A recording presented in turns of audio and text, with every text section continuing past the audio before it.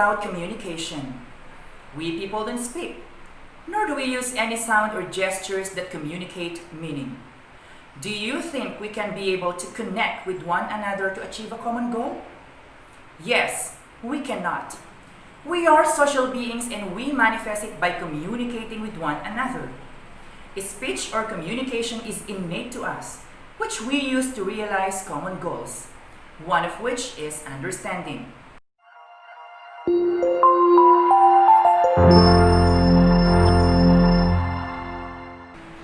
Good day, learners! My name is Paul Janes Gamaru, your teacher in oral communication class. For today's video, we're going to learn about the nature and process of communication. But before that, let me ask you these questions. Number 1, what is communication? Number 2, what are the elements of communication? And number 3, how does communication take place? Don't skip this video just yet, because you'll be able to answer all of these questions by the end of this episode. Are you ready? Let me begin by showing you these pictures. What do these pictures show? Or what do they have in common? Yes, correct, communication. Based from these pictures, it can be seen that communication is a process of sharing or conveying messages or information from one person to another within and across channels, context, media, and cultures. Take note of the word sharing. It's tantamount to saying that the participants in a communication process want to make something common between and among themselves. Like, for example, if a health professional or a physician is teaching his or her patient how to observe personal hygiene or health protocols, that means the house of observing personal hygiene or health protocols will be made common knowledge between the former and the latter. Hence, anything that aims at making knowledge common or at arriving a consensus or understanding in whichever way possible is communication. There is a wide variety of contexts or situations in which communication can be manifested. It can be a face-to-face interaction, a fun conversation, an interview, a group discussion, a class recitation, a video call, a Zoom meeting, and many more. Now, taking a deeper understanding of what communication is will lead us to concluding that communication is a process. That means it goes through steps and in most cases, it is cyclical. Later in this video, we will discuss how communication takes place or illustrate how it looks like as a process. Also, communication occurs between two or more people, the speaker and the receiver. For example, the interviewer and the interviewee, the teacher and the students, the coach and the players, the physician and the patient, or just a group of students brainstorming about the topic given by their teacher. And communication can be expressed through written or spoken words, actions, or spoken words and actions at the same time. Soon, in the succeeding videos, we will be discussing about the difference between verbal and nonverbal language. This time, let's take to discussing about the nature and process of communication. To be able to understand communication as a process, we can divide it into elements. We have speaker, message, encoding, channel, decoding, receiver, feedback, context, and barrier. The speaker is the source of information or message. So basically, he or she is where the message originates or where it comes from. The message is the information, ideas, or thoughts conveyed by the speaker in spoken words or actions. So we would like to see it as something the speaker wants to make common between him and the receiver, or what the participants of communication want to share with one another to arrive at a consensus or understanding. Imagine a sports official telling the players the rules of the game, or a teacher trying to discuss a certain concept or a topic, or student leaders talking about their plans in the upcoming school activity. The rules of the game, for instance, will be what the sports official wants to make common between him and the players of the game. So everything he says carries the message, or should I say, is the message itself about the rules of the game. Same is true with what the teacher is trying to say to discuss a concept or a topic, and the plans the student leaders will be talking about. Encoding is the process of converting the message into words, actions, or other forms that the speaker understands. So imagine a message or an idea without having been put into words or actions. Of course, how would we be able to get the message across? Hence, we put an idea in mind into words or actions to be able to relay it to the receiver. And that process is called encoding. Now, my question is, how would you like to convey your message? The medium or means by which you convey your message is what we call channel. It could be personal or non-personal, verbal or non-verbal, in which the encoded message is conveyed. After the speaker encoded the message, whether verbally or non-verbally, what happens next is decoding. Decoding is the process of interpreting the encoded message of the speaker by the receiver.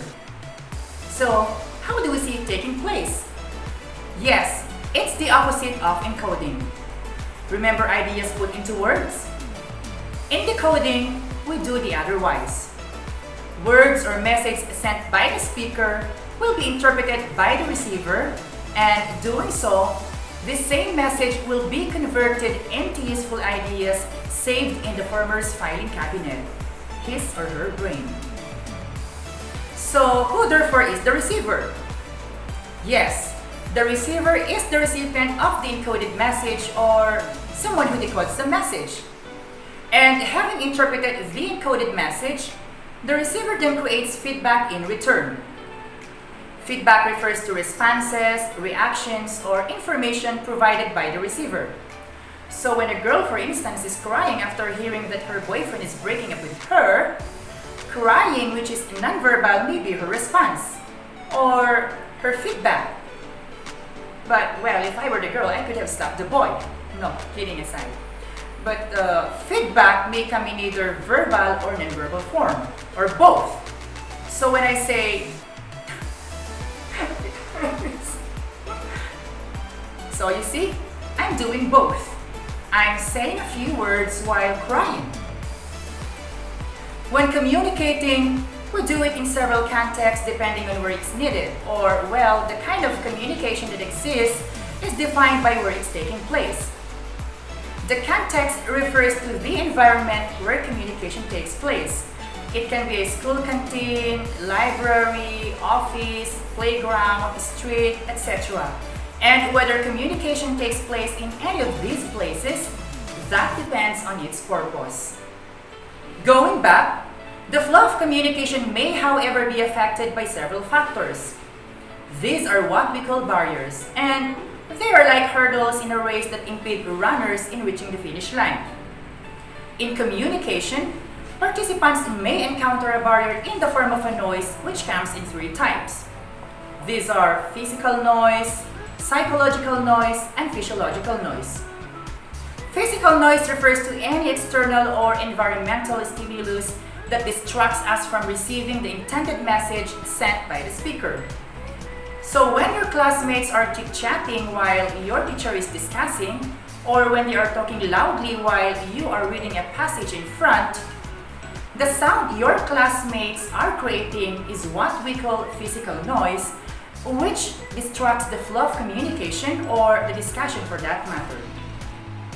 What else affects the flow of communication? How about when a speaker or a receiver, or both of them, are mentally absent? What I mean is, during communication, one is thinking deeply about something that doesn't have anything to do with the subject of communication, while the other is mentally troubled or anxious. Yes, we call it psychological noise.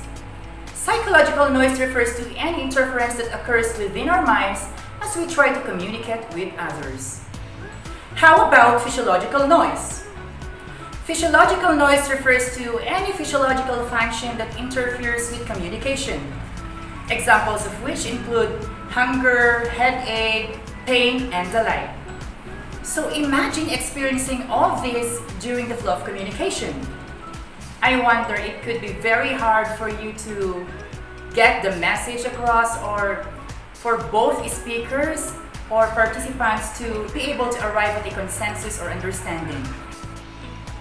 Having learned about the different elements of communication, I believe you are now ready to see it as a process. First, the speaker generates an idea, encodes or converts it into words or actions, transmits or sends out a message, which the receiver gets, decodes or interprets based on context, and then finally the receiver provides feedback. Let me show you an example. Jake wants to confess his love to Carla, his best friend. He plans to do so by writing her a letter saying, "Mahal na mahal kita, Carla." He sends the letter to Carla. Carla receives the letter. She interprets what he means considering their friendship. Carla cannot help but smile and gush. So that explains communication as a process. Just so you can remember our lesson for this video, let me show you a summary of what communication is, its elements, and process. Communication is a process. It occurs between two or more people. It can be expressed through written or spoken words, or both spoken words and actions at the same time. Elements of communication include speaker, message, encoding, channel, decoding, receiver, feedback, context, and barrier. In the process of communication, the speaker generates an idea. The speaker encodes an idea or converts the idea into words or actions. The speaker transmits or sends out a message. The receiver gets the message. The receiver decodes or interprets the message based on context. And finally, the receiver sends or provides feedback. That's it, dear learners. I hope this has been a fruitful learning experience with me, Mr. Joaquin. Thank you for listening, and until our next episode of learning,